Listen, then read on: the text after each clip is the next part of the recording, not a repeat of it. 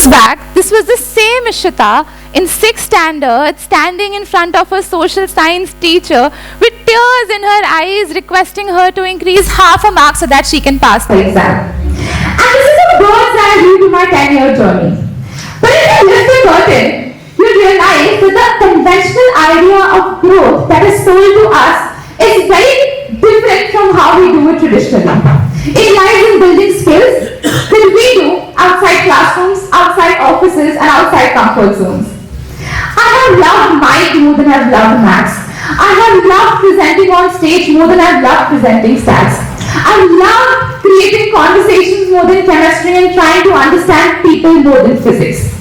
And this week, when 6 months back in college, I came out of my econometrics exam sobbing that I'm going to fail in that exam. And then I took out my phone and there was a LinkedIn notification that you've been nominated by Entrepreneurial India's top 6 young entrepreneurs for 2022. And I did not know how I should feel in that moment. And I believe that the internet today has very intricately divided us into 2 very solid categories. First category is this pragmatic, calm, understanding, opinionated crowd of millennials.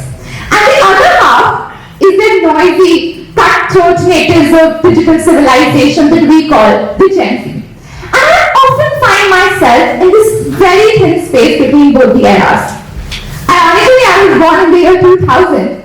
But what I realized today that our world does not have a box to think outside of. And that example is past due its expiration. We do not have something that we need to think inside and outside of, and our generation is being thrown into a world of infinite possibilities where we are supposed to create path-breaking ideas. And I have learned to do this by adapting the power of will from the millennials, the power of creativity from the Gen Z, releasing a power of influence to this new term I just made, the zillennials. And this approach is not coming from me being interested in startups and business. This comes from my home, where I'm a byproduct of a very creative mother and a very hardworking father. But simultaneously being an elder sister to my 2 siblings who spent half of their life at a concert and other half in bed. While my parents have made sure that I have an experience of lifetime teaching me other vigilance, my Gen Z siblings have also taught me to be very crafty and venturesome. हमें लगता है हमें हमारे business के बारे में सब पता है और नहीं पता है तो हम पता लगा लेंगे. But this is not how it worked for me starting out as a 20-year-old startup founder. I found myself in this space where I did not know how should I justify creativity in front of something that was experienced. And I learned this the hard way that no matter what amount of technical expertise we have, we cannot overshadow experience. But also the fact that when we are presenting ideas, we're talking creativity and not turnovers. We're not taught that, we don't come from learning that, and we expect to learn that from you. And to give you a very short example of this, BYOB was actually not my first startup idea.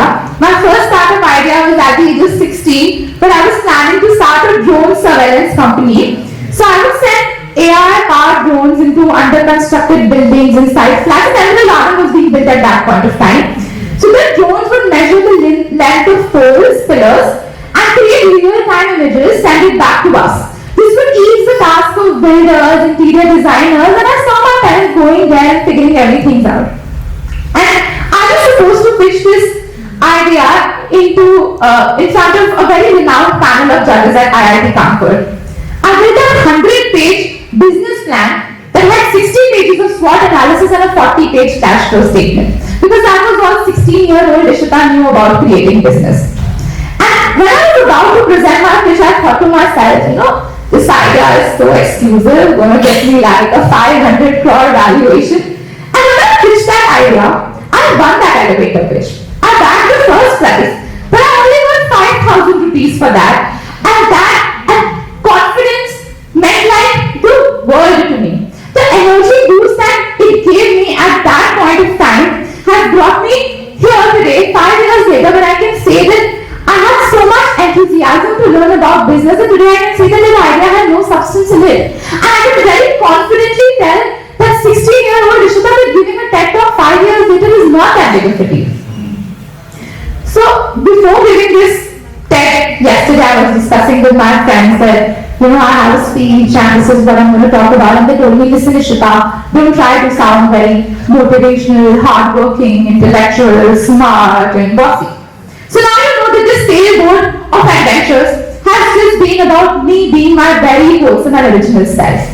And I believe that when we create something out there, when we build a brand, it has to be about our beliefs, something that motivated us, something that is a reflection of our personality, and a story that speaks a lot of 100 stories about the people that were in the process of building it. For example, in early COVID, I was working with a financial investment startup for women, and I saw how women-led business were making a cut in the market in the most humble way possible, trying to juggle 10 things. I also saw the hard side of the things where women who lost an earning member during COVID were struggling to build a financial literacy. And at that moment, I knew that if I build something tomorrow, it has to be about women-led brands. It has to be about creativity of startups. And given the fact that I thrive on Netflix feel-good comedies, I just wanted to create that Vogue-like experience for my clients where all that they get at the end of it is a beautiful feel-good experience. And this experience just doesn't lie at us creating marketing campaigns and us creating the logos. For example, if you look at BYOB's logo, it was pink, black, white, and rhinestones, which is very similar to the interiors of my room. The voting screamed, "Be your own boss." I was loud in the face, and by the time now that you know I'm a very talkative person, it became a talk of the town very effortlessly. And this just does not lie at us creating these patterns, but how we go out and build the teams. Because creativity is just an eligibility into the market. But originality in our ideas is what gives us admission to fight in this market. And in that moment, I realized that coming my initial 2020 from a world of manifestations, affirmations, journaling, nobody else is responsible for your happiness but you, I also realized that nobody else is responsible for what is happening in my business but me. And I can say that a lot of you sitting out here, when you start your day, it begins with blaming 10 people, 5 people for not doing their job correctly. And as someone who wants to build a beautiful cross-functionality amongst team to be an efficient manager, I realized that it's okay if I want to take a step back to my learnings. And this was a very big case of us building, at least me building my inner discipline. For example, when I was getting my first salary paychecks, I used to splurge them all the very next day, which also resulted in my business having a little slippery finance. But the fact that I was a very wholesome person to my friends, treating them with gift boxes and cookies and baking for them, that's exactly how I treated my team, with lots of surprises, positivity and motivation, which resulted in a great deal of team building at the end of the day. And in this process, when I was figuring out things about BYOB, I heard from a lot of people that, bro, Kanpur is not like my wife, and I want to start something that is pan-India, where I can do international marketing and build something that is very classy and all of that. And I realized that this city, for past 22 years, has grown with me. And it is my responsibility that if I am going out there building something, it has to be in this city. And you will not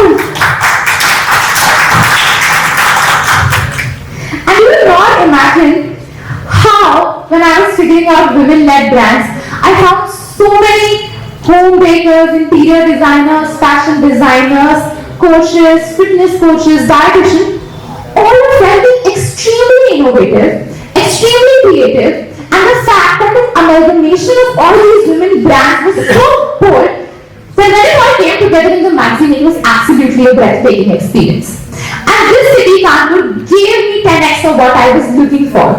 I also did some faxes, this is like the commercial capital of Uttar Pradesh and all of that, so I knew I'm going to get something there. And I can tell this for you all also, that if you are unable to find your market space in this city, you can find an investment that will eventually lead to your marketing space. And I cannot be thankful enough from the bottom of my heart that in these 2 years, how me sitting at my home in COVID, watching Emily in Paris, not knowing that this city will one day make me an Ishita in Kanpur. And while I was in my college, I was studying fiscal policy, development economics, and all of that. But when I had to set principles for building my business, I knew they had to come from something that I had very strongly learned. And that came when Lord told Adam that to dust you are born and to dust you return. You do not take your wins to the grave, you do not take your failures to the grave. All you take is the learning and the impact that you create. And after when I decided to take my business to the next stage, I thought my business has an operations team, marketing team, sales team, production team, and that's enough to run a business. Until I realized that my business also needs a product manager, a product designer, a revenue strategist, a growth hacker, a finance planner, and a software and a backend developer. And I decided to take this step back, go into this world of learning, and give to my brands as much as I can. And now, when I'm on this journey of being a community manager, it is about how we create brand love more than we create brand strategy. How we create a product that people keep coming back to us for why that product is there, not because what that product is. And I thought to myself that community manager is all about, you creating emotions and people skills, which is something AI is not going to replace. And how I put my emotions in my brand is something ChatGPT cannot write. So I thought to myself that I'm probably the first one in this industry. Until I realized that this 60-year-old man who made a comeback to the Hindi cinema after 4 years is breathing seedings with business, because not with what he's doing, not with where he's doing, not with what he's doing, but just selling the idea of pure brand love, which is why Mr. Shah Rukh Khan calls himself the last of the stars today. I also chose a very different idea to my price point. I did not go with Lena to low and Matlo. I decided that when I am building something, I need to stretch myself in terms of flexibility as much as I could. And be it my client wanting her hair flying out in the open for her shoot, or be it my client wanting models to land from Delhi for 45 minutes and go back to Delhi, I made all of that happen. I had just come out of 11th standard, I knew my customer was my king. And the fact that we are so swayed with the idea of luxury brand, at least I know that it's something that I cannot immediately convert to luxury. It's something that I need to process to luxury with a lot of patience and a lot of perseverance. Being a 2000 baby, I was big on Bollywood and how the grandeur of big wins, larger than life endings and happy endings, all of that has taught us that it's all about your big wins. And I have let this thought contaminate my approach. Then when we have a roadmap and we are reaching to a destination, we forget the gratification of small wins that come in the process of us building brands. And I fondly remember with BYOB me unveiling my first hoarding, me creating my first branding workshops, brainstorming with my team overnight. My day began with meeting my clients, me trying not to order fries and fighting an urge to burn an ounce of coffee at the end of the day. But after a shoot, when I used to make boomerangs with my clients, I knew that it was all worth it. I decided to give myself a primary goal and multiple secondary goals alongside. And you will not believe what happened on the morning that I had launched BYOB. It was the most colossal day I had ever had. I woke up with pure, proper celeb vibes. My room was filled with bouquets and cakes, greeting cards, gifts, wishes, and I was absorbing that, so ready to absorb all of that at once. Until I realized, in precisely 45 seconds, there was a letter from NMIS that I had defaulted my attendance and I need to go back to Mumbai to compensate for it. And in that moment, I realized that it has been all about the loyalty, the friendships, the hard work, the memories that you make in the way, and not about the entitlement that you receive on a conclusive morning. And the traditional idea of growth is sold to us with roti, kapda and makam in terms of movies. And the basic idea is how we went from a Parle-G biscuit to a double chocolate chip cookie.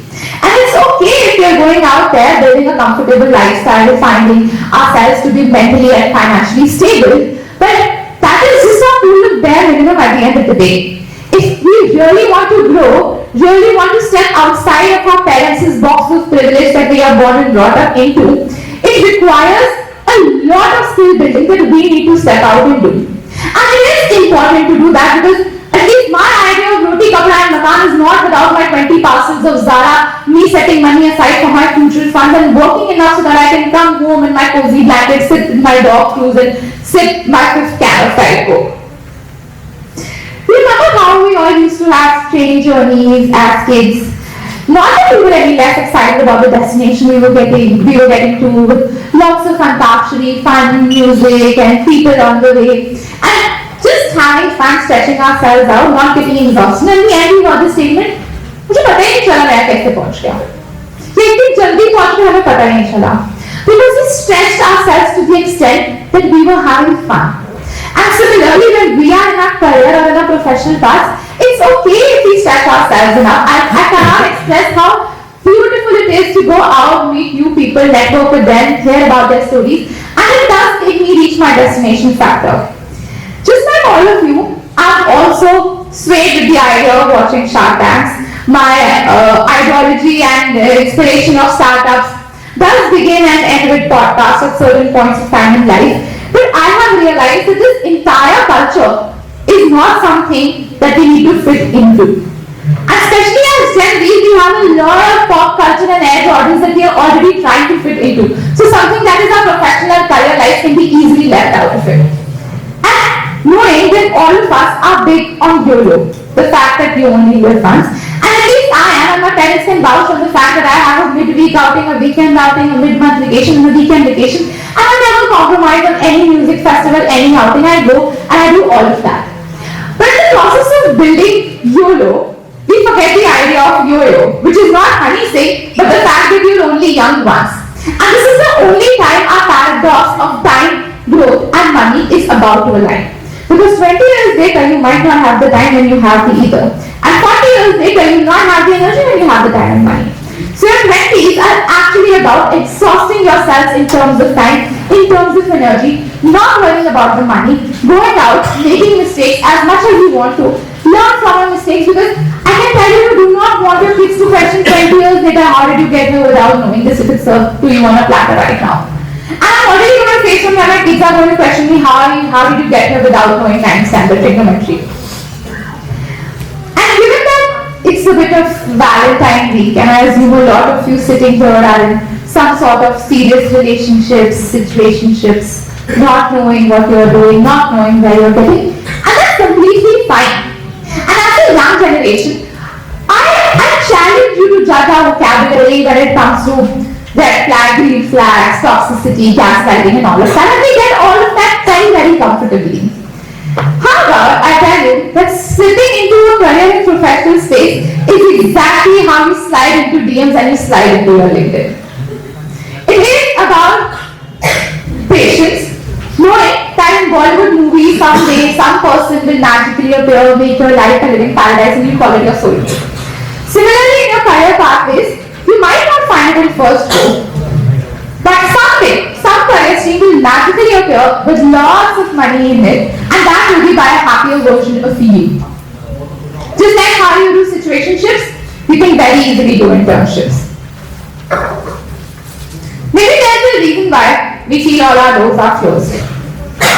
Like a lightning bolt, I feel our heart will glow, and in a moment, you will know. These are not even my words. These are Katy Perry's Firework lyrics that I was listening to in the morning coming here, and realized that it made so much sense. And the fact how this entire day has been today, with so many learnings about my dad and me being a happy girl child, me knowing that kyage mehnat kyage jeet hai, so many innovations, so many startups, I have to say from the bottom of my heart that all of you, for me being the youngest one over here, have been extremely inspirational. And when we have shared our stories, and a lot of us shared where we came from, what we learned, I believe we can also share what we are going to do next. At least I am going to, and I know a lot of you are accountable for that, so that if I don't do tomorrow, put me on Instagram, tell your choice, I don't want to do this or do that. In the next coming time, I'm going to create ideas that sell at business. I'm going to provide a platform for the unheard. And I'm going to build a family of baby business that we create today. So that they have a community that can easily fight competitions. That we all tomorrow learn from each other, network with each other, and help each other. And on that note, I realized I need your help in drafting that email that I want to send to my dean at Columbia University because I still haven't found an answer to that. Thank you so much.